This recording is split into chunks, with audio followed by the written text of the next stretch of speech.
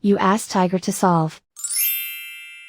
This deals with linear equations with one unknown. The final result is x equals 2.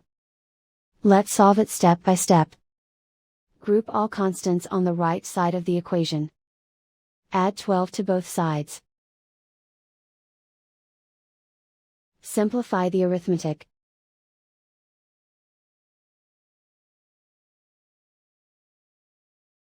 Isolate the x. Divide both sides by 6. Simplify the fraction. Find the greatest common factor of the numerator and denominator. Factor out and cancel the greatest common factor. And so the final result is x equals 2.